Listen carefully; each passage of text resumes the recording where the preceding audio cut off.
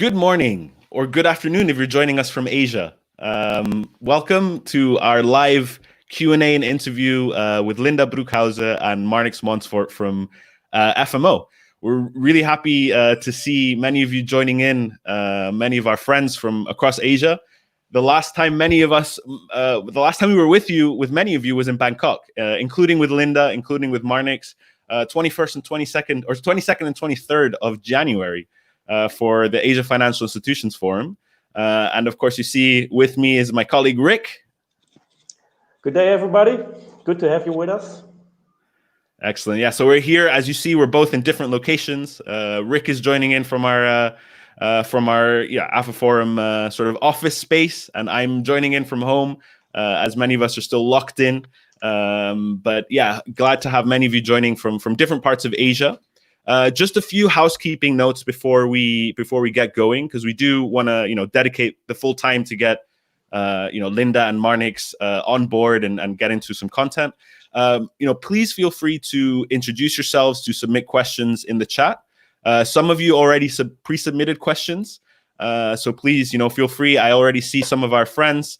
For example, Saifuddin from Bangladesh is with us. Greetings from Bangladesh. Thank you for being with us.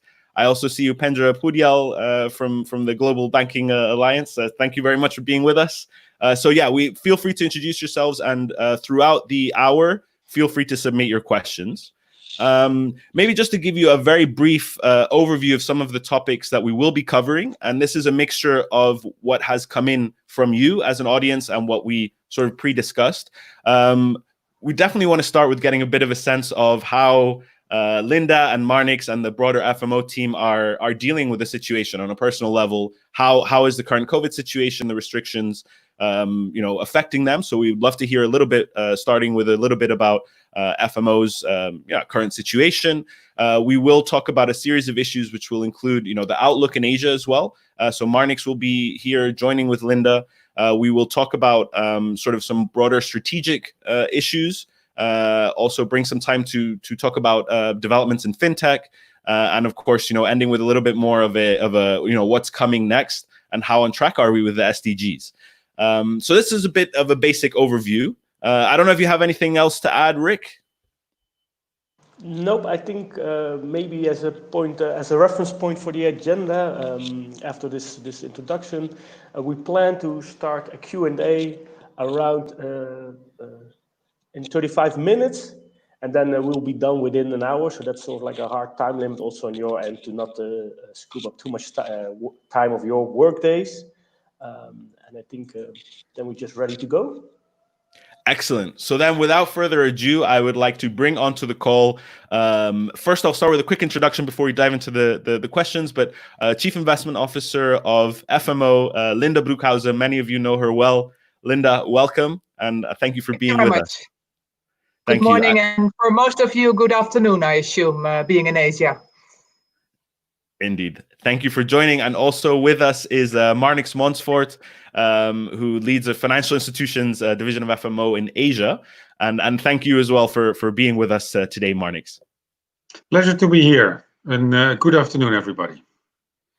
Excellent. Thank you. So, let me start with, as I mentioned, we really would love to know a little bit about how you're doing. So maybe starting with Linda. How are you doing? How is I see you're joining us from home, I assume? I am. So I am standing in my living room and in front of the fireplace, which is, of course, not necessary now in summertime. And I was reflecting that on what was my last trip, and my last trip was to the AFIFORUM in Bangkok, as you just mentioned, Borja. And in a way, it seems like ages ago. Because when we were there, we could still see each other, we could talk to each other, we could interact with each other live. And yeah, I mean, of course, for all of us, a lot has happened in the meantime, and I assume most of you are still working from home. It is, first of all, personally, for everybody, something to get used to, and everybody has their own conditions from working from home, which are sometimes with small children or sometimes in small places. And it's finding a new rhythm, because standing behind, I am standing actually, I don't want to sit the whole day, but standing behind And yeah, my camera the whole day is still static. So for me personally, I need to get on my bike. I have a racing bike, and I try to exercise a bit on a daily basis, which is good now since it's summertime. Indeed. We're also in the Netherlands, very close actually. I'm to the FMO office, and the sun is shining. Yeah. Very rare occurrence in the Netherlands. So I'm glad to hear you're Yes. also being able to make time to also stay healthy, which is important. Yeah, exactly. And so you mentioned, so you're still most of FMO is working from home. Is the office open at all, or do you have any colleagues in the office yet? Yeah, so we started, let's say, 3 weeks ago. We started with a pilot. So as of 13th of March, everybody has been working from home. And we had to decide that one day after the other to fully close the office, which was an exciting test to see if all our operations could normally continue with everybody working from home. We had never tested that before. And luckily, our ICT systems, I mean, it's a business continuity question we all have, right? If we need to change the way we are working so suddenly. But luckily, FMO systems, our operations, we could all continue doing that. And on a positive note, and I heard also some clients saying this also incentivize us and stimulates us to digitize much faster. So we also quite easily digitized signatures. So I do once in a while. Yesterday, I still got a physical signature here at home, but most of it is digitized, which actually speeds up a lot of things and increases efficiency. Absolutely. No, and I think many of us are facing this challenge. I'm sure many of those joining in as well on sort of that digitization process. And definitely, I want to get into that a little bit later on in the conversation as well. Okay, but so some of you are coming back to the office. It seems like you're handling. It sounds like you're handling the situation pretty well overall, right? Like it's yeah. So back to the office. So we also saw that after working from home a couple of months, that some people really, felt the need to see some colleagues or to interact a bit more, to get out of the house. We had a lockdown here in the Netherlands, which was not 100% lockdown, and it was called a smart lockdown, and that is defined that people still could go outside, do their own sports, not in groups, but in individual level. But all the offices had been closed. Schools have been closed, and that is gradually being opened up as of the past couple of weeks. And we said, okay, it's also good to give some colleagues the opportunity to go to the office who might feel lonely. We have people who are by themselves. We have some international colleagues who are here by themselves, who have less of a social network. So we started to open up the office very gradually, and we have up to 10% of the people in the office. I've been a couple of times myself. And I know that it does make sense to go to the office if you can at least see a couple of people, of course, at a proper 1.5 meter distance. So we had to organize a lot of logistics around that, and logistics around lunch, and logistics about where people can sit. We have an app where you can book a table with proper 1.5 meter distance. So you need to think of a lot of health and safety issues and logistical issues. But so far, with 10% of the people in the office, it's okay. It's running okay. But all the meetings are still virtually. Mm-hmm. So that is also the rule that we set to engage with people from home. And I think it's here to stay. I think it's here to stay that we will have for a longer period a combination of working from home and working from the office. And maybe we can increase the percentage of people working in the office slowly. Mm-hmm. But I don't think we will ever get back to the 100%. Were you surprised how easy people switch into the working from home attitude and mindset for FMO? Yeah, I was very proud to see how quickly people adapted. And of course, on a personal level, this was easier for some people than for other people. As I said, some people had small children at home who couldn't go to school. So we explicitly also said to our colleagues, please do what you can, but we also understand that it's not always possible to be as productive as you were before. While some other colleagues who actually liked and enjoyed working from home said, well, actually, I'm very effective and I like to work from home. And we also offered people to indicate what they need. I mean, some people really needed a screen, so we provided some support financially for people to invest in a screen or a keyboard or a chair. We actually offered the chairs from the office. And now we will work from home for a longer period. I think we need to see what is really structurally needed for people to have a good place to work from home. That's what we are looking into as well. Thanks for sharing. I'm curious for you as a leader, and I think many of the people who are joining us, are also in positions of leadership in the financial institutions that they lead. I imagine it must have been quite challenging. It must be a pretty challenging time, and you seem to be in very good share and you're still smiling. But share a little bit about how it's been for you as a leader, and what advice would you give to other leaders who are joining the conversation? Yeah, it's not only for me as a leader, but I think for every personal, it's really good to first understand for yourself what you need to stay fit and healthy. Actually, yesterday I opened a session for our colleagues that we are organized, how people can stay work on their health and their mental health, their physical health, emotional, spiritual. It's all important that people find a new balance in this situation. And for me, as a leader in the organization, and for those people who are clients of FMO and who know FMO might have seen or heard the message that FMO's CEO has left our organization, which happened last week. So that was another additional challenge for me to also work with that with my colleague CRFO Fatou Bouaré. And this resulted also in a lot of questions internally, and we have a discussion about leadership style in our company that that is also very important to pay attention to, and that we need to spend time on. So it's even more important for me to stay healthy and energized, and I need to spend time on that, and that's for everybody the case. So I think that is important for everybody to realize, and if you're not fit and healthy, then it's hard to do your work in a proper way, right? That's, Yeah, absolutely. No, it seems like very obvious, but I think very important advice. And I think especially for people in positions of leadership, it's very easy to let yourself go, maybe, or just forget that and just be so entwined in what's happening, especially given the situation, and given especially for FMO, all the situations sort of coming together. So no, thanks for sharing that. How about in terms of looking a little bit outside? How do you see it affecting your investees, the current sort of coronavirus situation? How are your investees being affected? Yeah, I must say I've been working for 20 years in FMO, and this is by far the largest and deepest crisis I have seen in my career from that perspective, because I've seen a lot of financial crises. But now the combination of a health crisis in combination with the lockdowns and the economic effect of the lockdowns, resulting in large capital outflows, the oil price, the commodity prices, devaluations of currency. So no clear idea how long lockdowns will last, or when we have a vaccine for COVID-19. Yeah, I think that combination is different than I have seen before.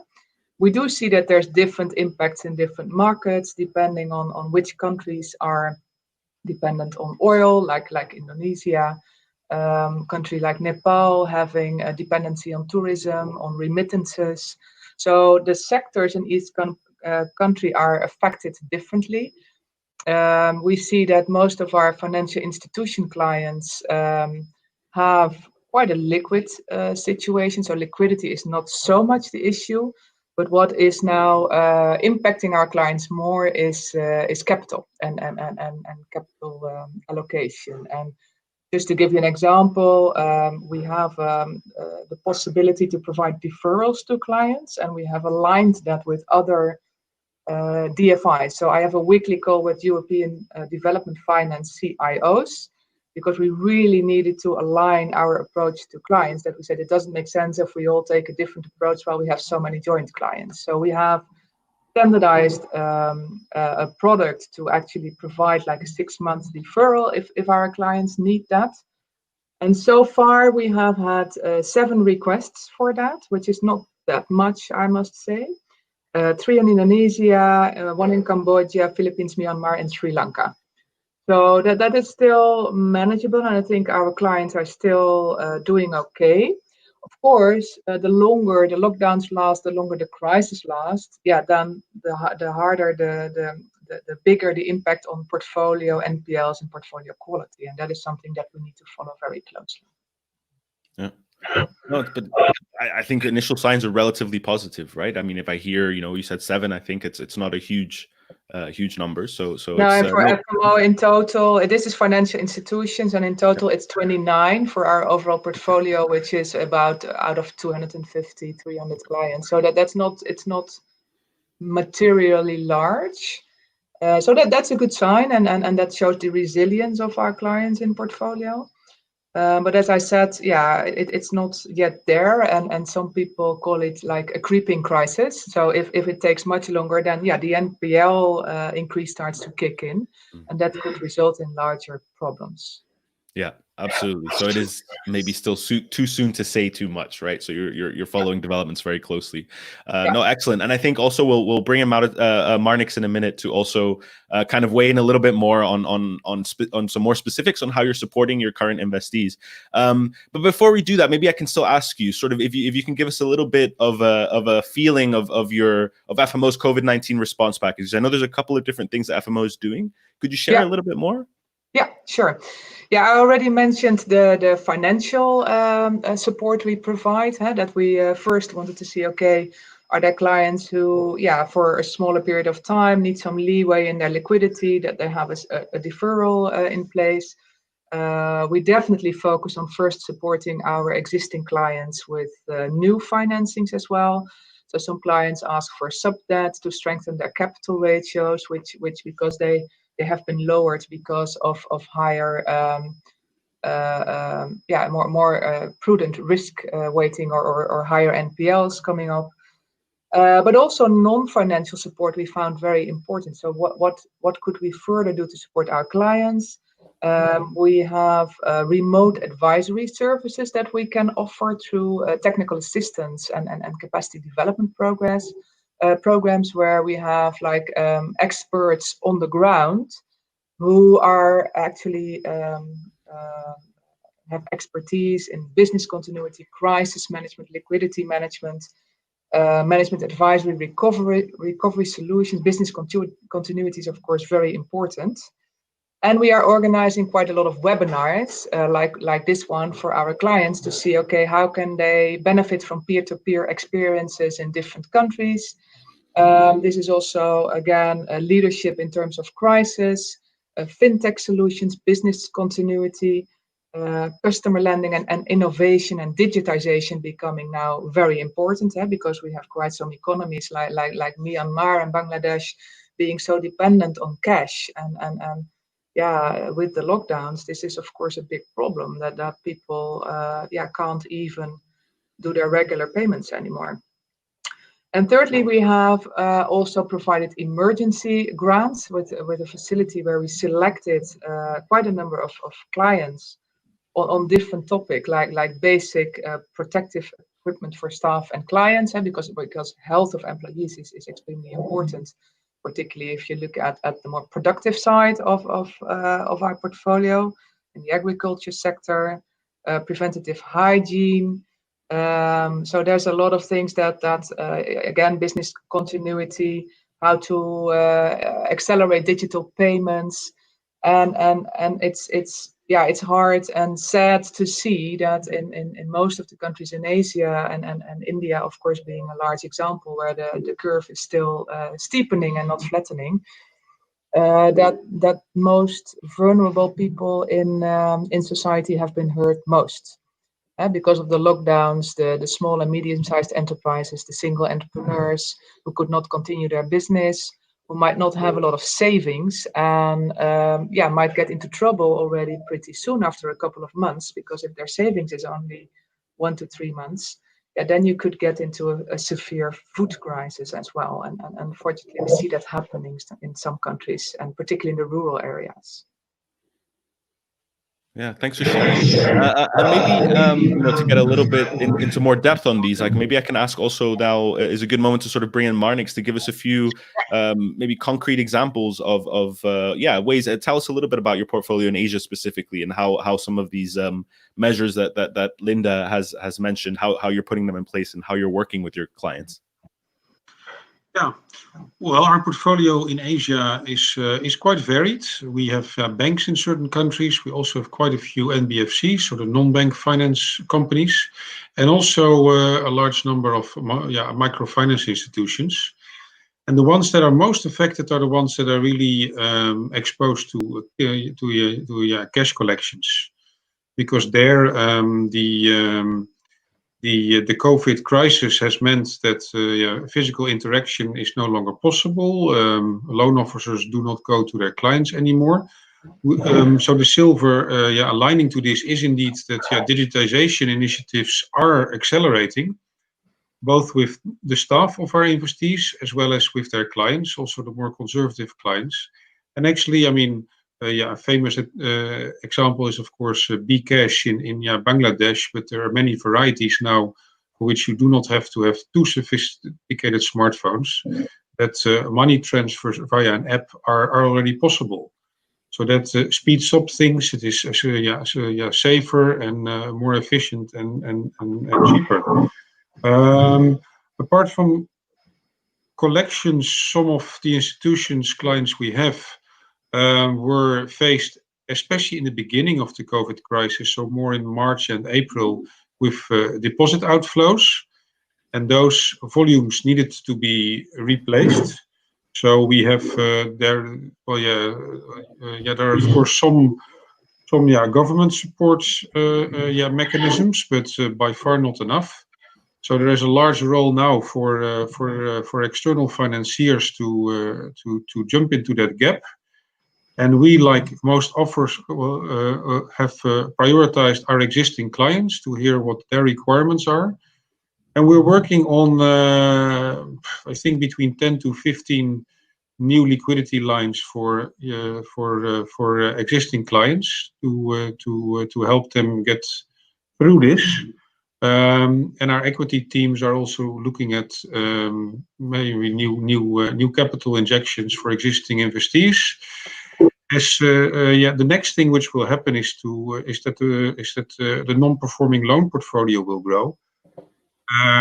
Up until now, loans that have been deferred as a result of moratoria have not been classified as NPLs, but at some stage the capital buffers may be thinning and will also need to be replenished.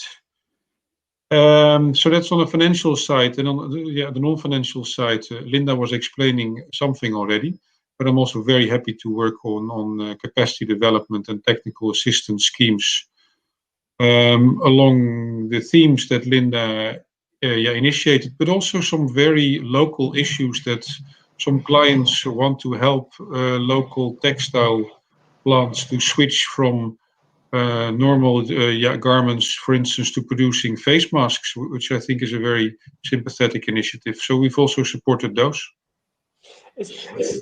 May I ask a question, like a bit on the technical assistance advisory side of things? Well, there's of course a travel restriction. How often would you, your team, or external consultants visit actually clients, MFIs, banks, NBFCs in countries? And does that affect your whole technical assistance advisory program? Well, yes, indeed. Of course, it is a completely different setup, that it's a remote advisory now. So it goes via screen and via interviews and via giving guidelines in writing.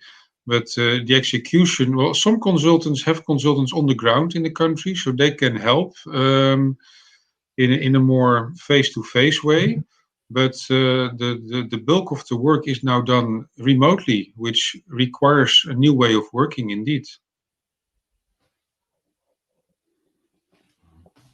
Oh, it's interesting, and I'm also I'm hearing, just to acknowledge our audience a little bit. I think some people's questions are coming through, so I'm also receiving a few WhatsApp questions as people are listening in.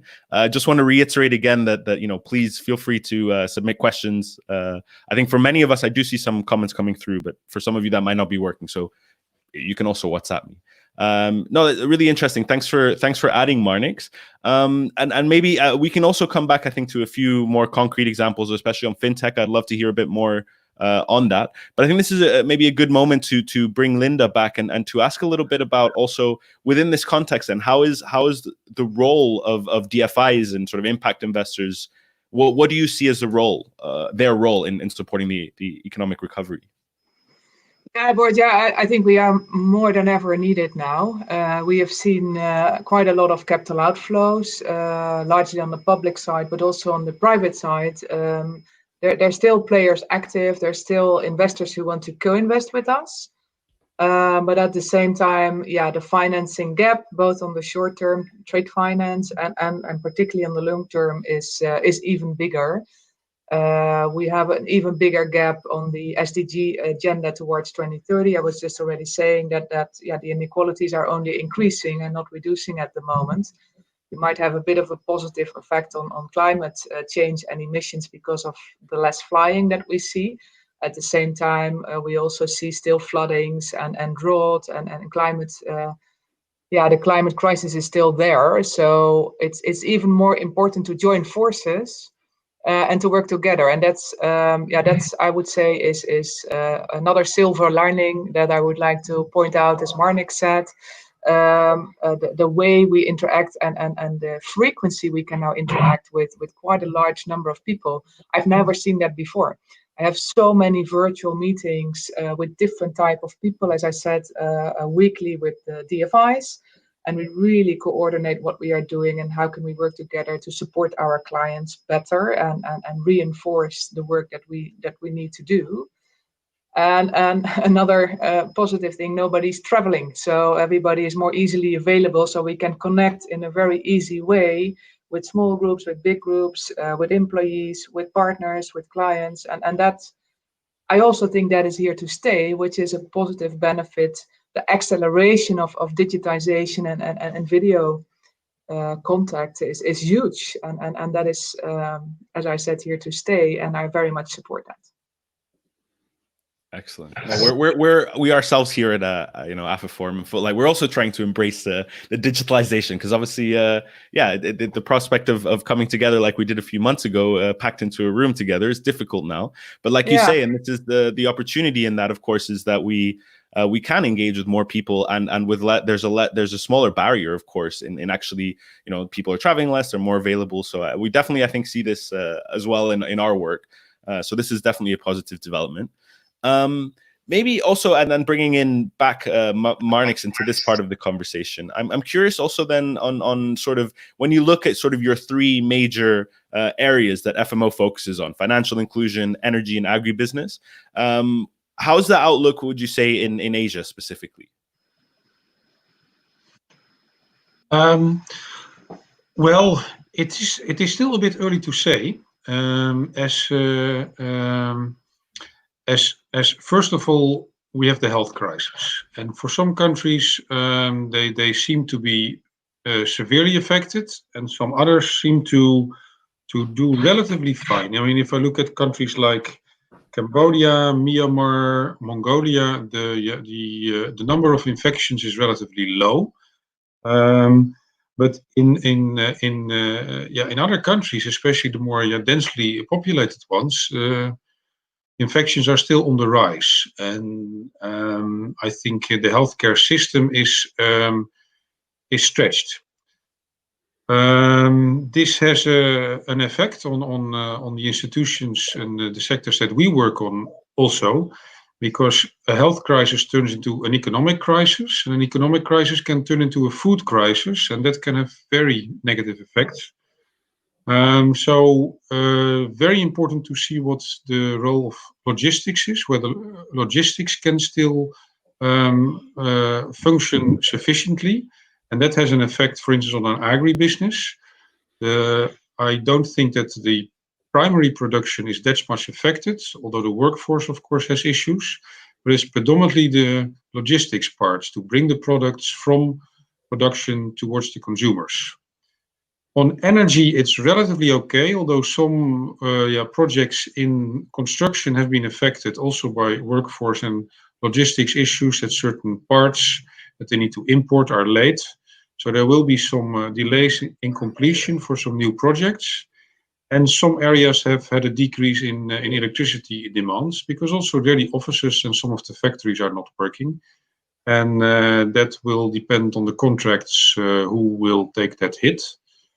Financial institutions, it's a very wide range. It depends also very much per country. Some countries have a very diversified economy, so the impact is scattered, and some economies are very much dependent on certain sectors. And if these include, for instance, tourism and travel, then that has a large effect.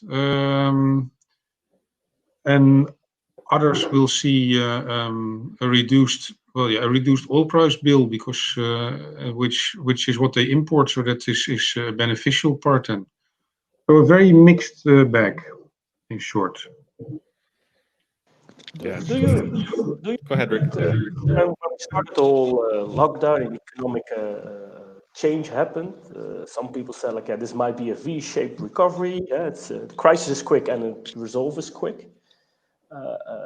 Do you foresee that still happening in some of your Asian markets, or even in the Netherlands? Or a quick recovery, a rebound? Well, also there it depends very much. I mean, maybe an interesting example is Mongolia, where we were concerned, especially in February, March, because they export so much to China, and that wasn't happening during those months.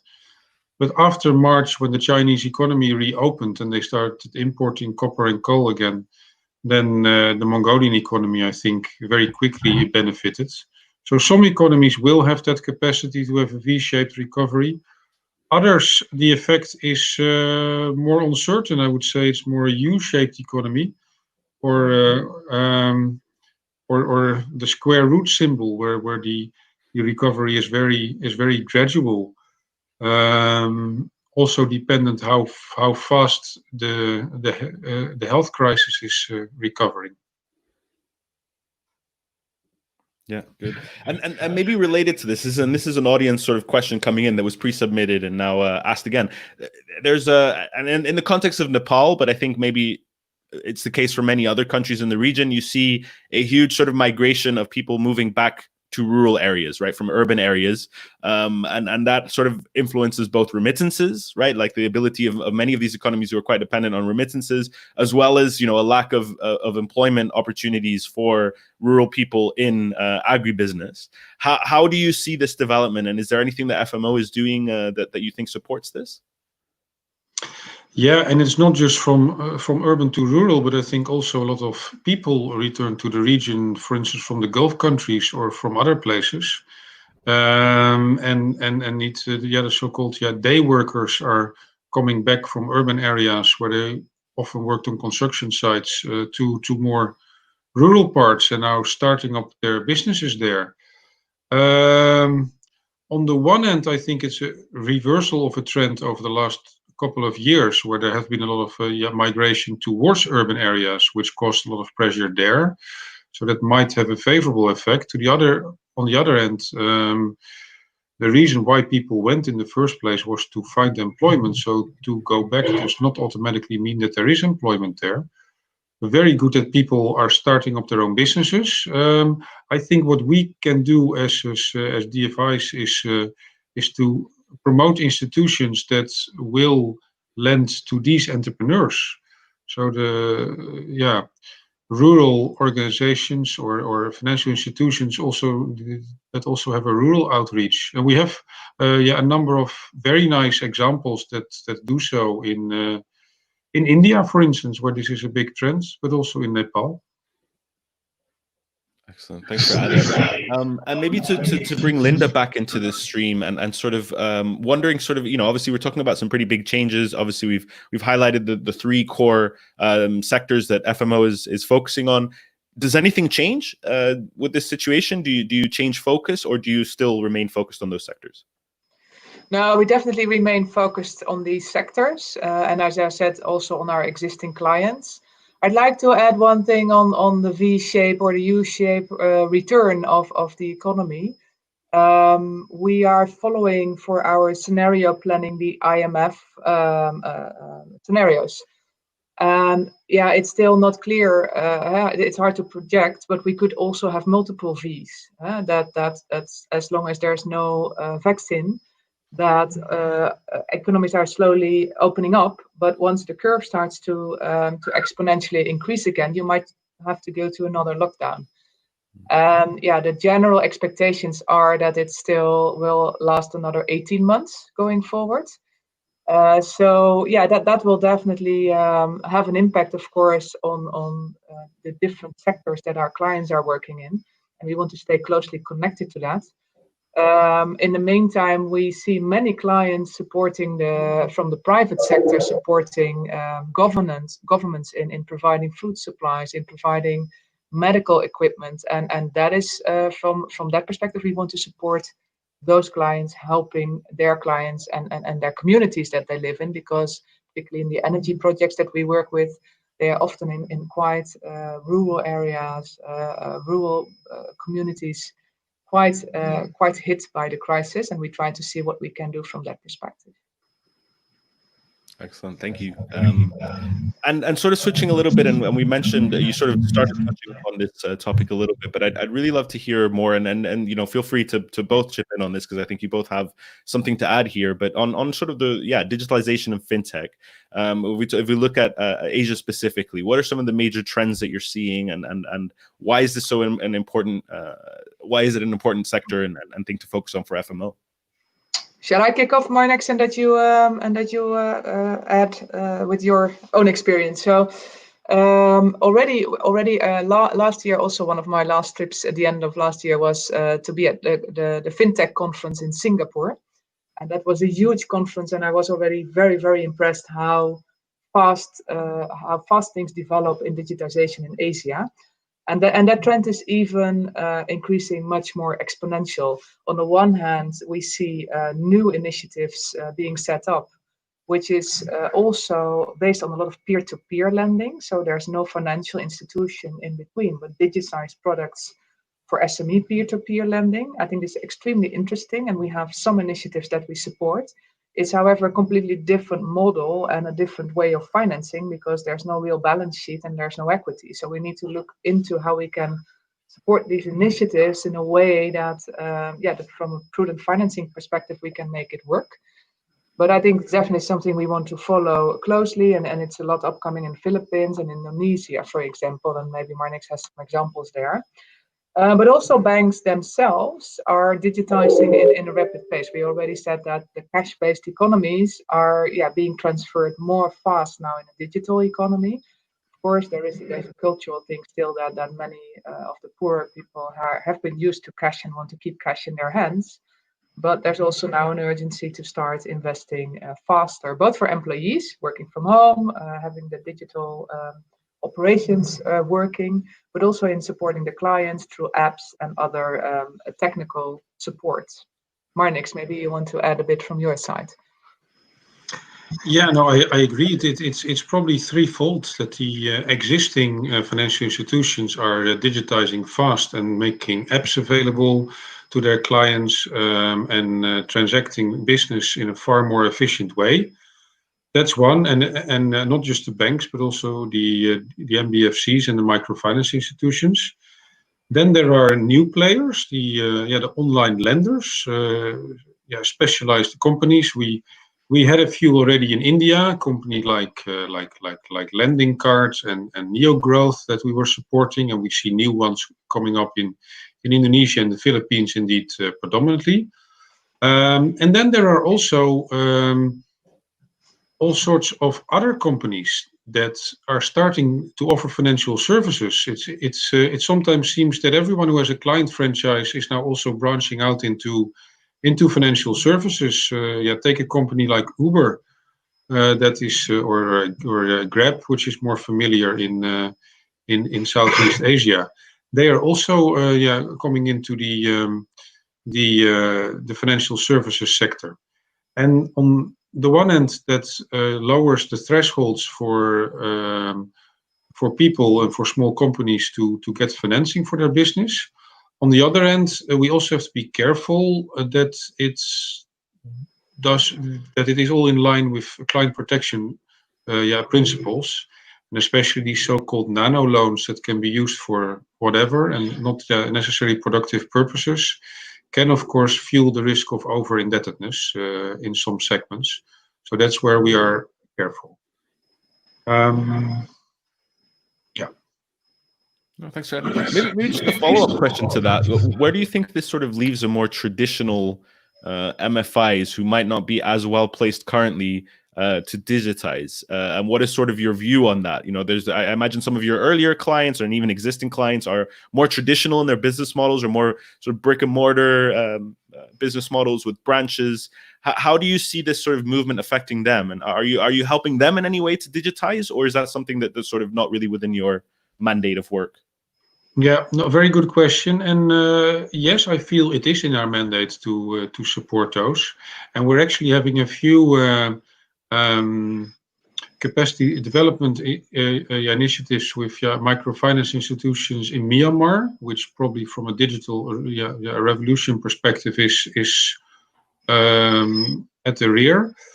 And there we're looking for ways where also they can streamline collections via digital solutions without having to have group meetings or loan officers going to their clients.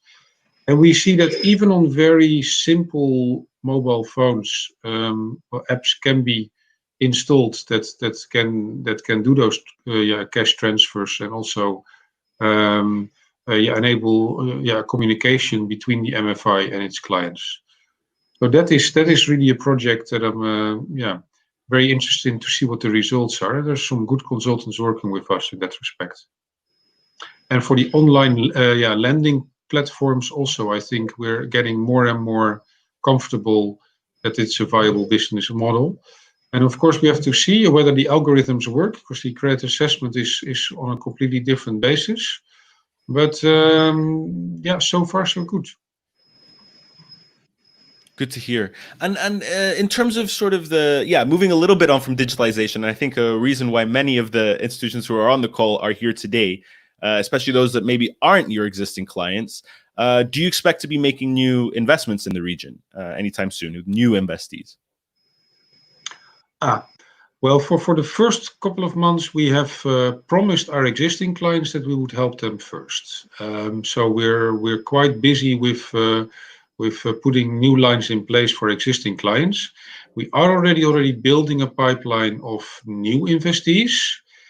And obviously, the ones that are easiest to do are the ones that are somehow related to existing investees, so that we know well, so different subsidiaries or affiliates. The other ones that would be easier, of course, are the ones for which there are credit ratings in place or that are listed. The third category will be the ones that are already in touch with some of our partner institutions, so we can leverage off the work that our partner institutions have done. If they have, for instance, recently done due diligences, then they can share experiences, and then a virtual due diligence on those will also become easier. So if I understand you correctly, then, in terms of sort of practical advice to those who may be looking for new financing, they do maybe still have a chance. So if they've gone through, so we understand the due diligence process, doing that virtually is quite difficult, especially I think in a more rural context, right, where you have to travel and physically see sites and understand. But if they have done due diligence with, let's say, one of your partner organizations, that might also be helpful. You are able to at least consider some of the earlier due diligence that's been done by others in lieu of being able to travel.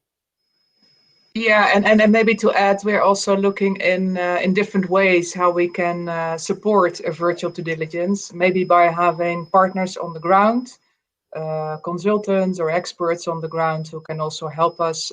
We have even had experience with a digital drone due diligence with one of our clients. So we definitely need to be creative in how to manage that, but it really needs to be customized to the country and the client and the type of financing that we will look into. But for now, as Marnik said, it's first our existing clients that we need to focus on.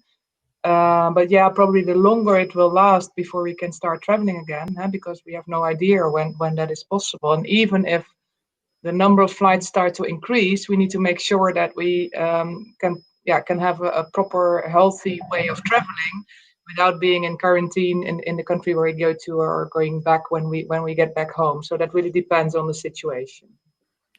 That's interesting, and maybe it seems to me that the narrative has also been changing, because a lot of what I heard from investors in the early days of COVID, well, it's absolutely impossible to do a virtual due diligence. It's just simply not something that can be done. And now, if I listen to you, it's like, well, we'd rather not, but we have to be creative and understand that this could take a while. Yeah. We actually had a little bit of a head start on the COVID crisis, because we did our first virtual due diligence in January, when in the Philippines there was a volcano eruption. Oh, yeah. And we had scheduled a due diligence back then, which couldn't go ahead because the flights were cancelled. And we had no idea how long this would take, because the volcano had not erupted yet, but there were big ash clouds. So we decided there and then to continue with the due diligence as planned, but then in a virtual way. And that experience went quite well, actually. But it's also because we knew the investee already. Yeah. What will be a pointer then for investees to prepare themselves on their side for such a digital process? Could you give a point, like, as an investee, prepare this and this and this, and then a digital due diligence can actually be as intended? Yeah, difficult to have a generic comment to that, because it will depend case by case what the real issues are about the analysis that you have to do on such a financial institutions. But I think objective benchmarks and references, to put those in place, is good already. That it's not just the people and the shareholders that you talk to, but that you also get comments in from clients, from peers, from regulators, from independent board members, so that you can create an as complete picture as possible. Yeah, indeed. So it is possible. The question is, so people will, because I know that this was a popular question also before.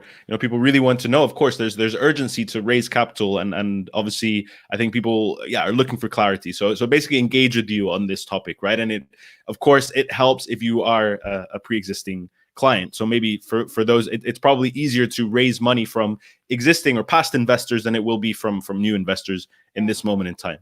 And we're happy to talk to new potential clients, and we try to be as open and transparent as possible in what is and what is not possible, to manage expectations. Excellent, but again, it seems like more is becoming possible as time. COVID is. The longer it lasts, the more we have to be creative and start thinking about digital due diligence. Because of course, we once we have supported our existing clients, we definitely want to continue working, because the need, as I said, the need for us as DFIs is huge. And maybe I can react to one of the questions that Upendra put there in the chat box. Because yes, the need to work with our clients and new clients to get to the SDGs in 2030 is much larger, and we need to focus on SDG 17, which is about partnerships. So the gap is larger, and that increases the urgency that we need to really work together to see how can we jointly work towards the agenda in 2030. That means public-private cooperation. That means finding also blended finance and investing that in the right way, that we can support actually innovation, that we can support also commercial investors to remain active in our markets. And it means working in an effective and an efficient way together as DFIs. That we cooperate in such a way that we actually can, for our clients, make life easiest. At the same time, it is very important to focus on ESG, to continue to work on the ENS standards and the IFC standards that we all want to implement. And we understand that in some cases, the clients of the banks, the SMEs, need to lay off people or they need restructurings. But let's make sure we do it in the right way, that we support also the layoffs in a way that we can still support the people as much as possible with proper conditions and how to do that.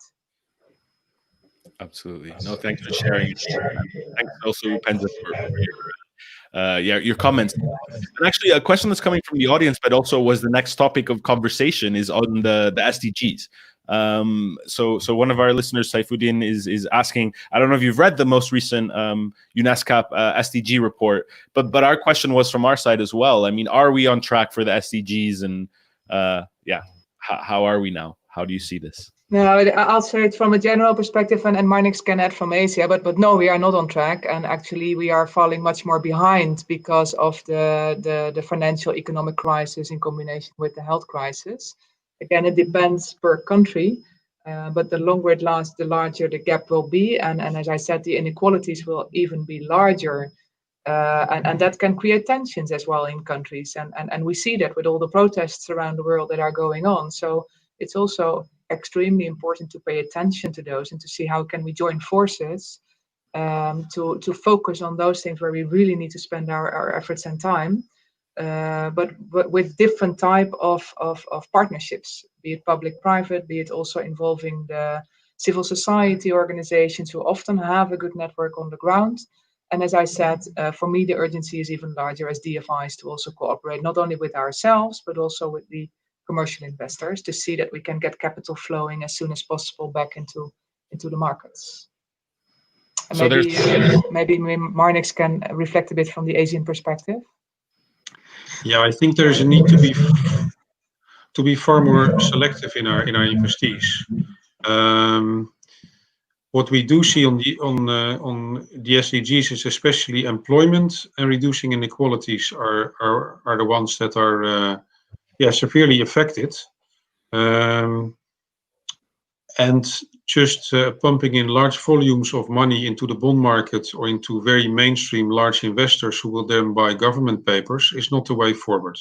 We really have to make sure that our investments go towards those institutions that are helping people on the ground to set up companies and or to continue their businesses, which often provide very essential services. So I think that is the big lesson, that we have to move away from the more mainstream investments towards institutions that are far more specialized in doing things for MSMEs. And in Asia, that was already very much part of our strategy. To a large extent, we are focused on financial institutions that do provide loans to MSMEs or pure microfinance players in newer countries. Next to that, we also still keep an eye on our green agenda, because I think even though there might be a little bit less pressure on the system now, it is still a looming crisis behind this COVID crisis, that the climate effects, which we also see, for instance, in the big recent storm in India and Bangladesh, which also left a lot of damage. That we do need to pursue these two goals in parallel. Absolutely. So climate change still stays very high on your agenda. Maybe also add, and just a quick mention also, there's a mention of your work in the hydropower sector in Nepal and financial sector in the areas of environmental social risk management. So this seems to be much appreciated.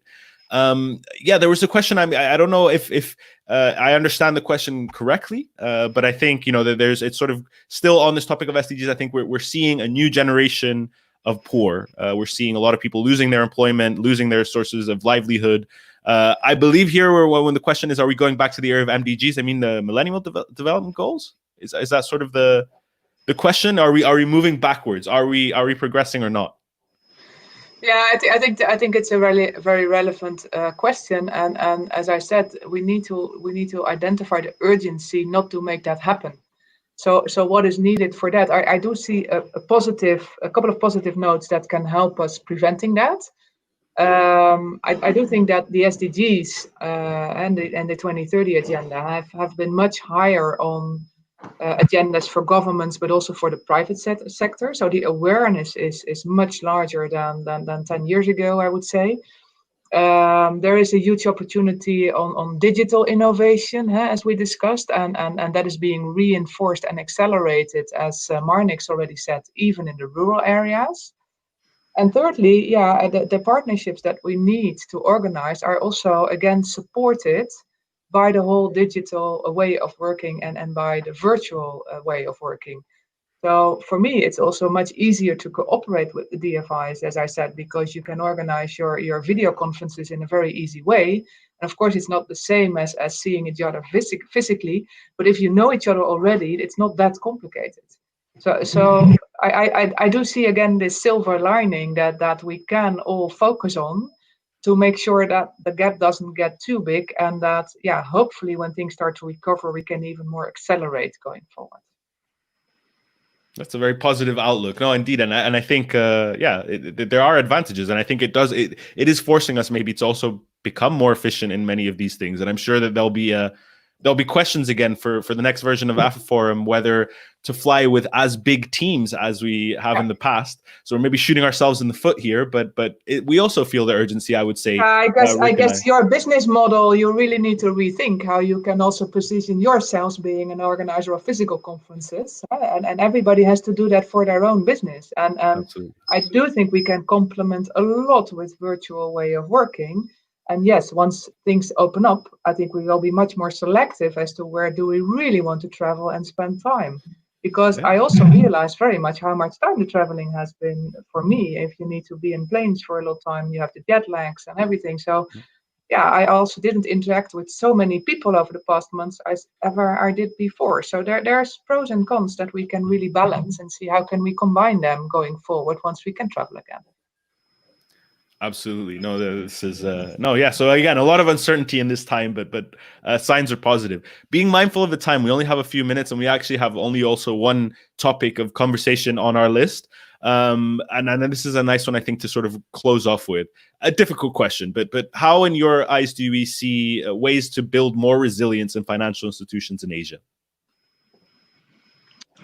Yeah, well, there are, of course, two ways to it, which we also started with. I mean, there's the financial way, and first of all is providing liquidity, especially to those institutions that deserve it most, who have a portfolio of end clients who really need the support. But it also has to be a viable proposition, of course.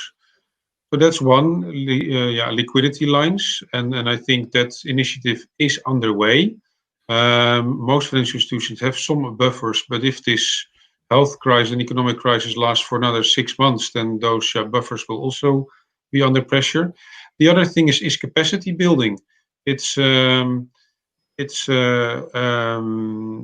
for financial institutions also to find a new way of working, given the restrictions, and being as efficient or even more effective than before in reaching out to those clients.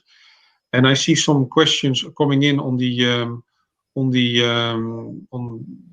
urban to rural migration. Not everyone will find employment in the primary agricultural section, but I think the problems there and the chances there are also in logistics and in cold storage facilities and in all sorts of ways to ensure that more of the agricultural sector in these countries becomes more efficient.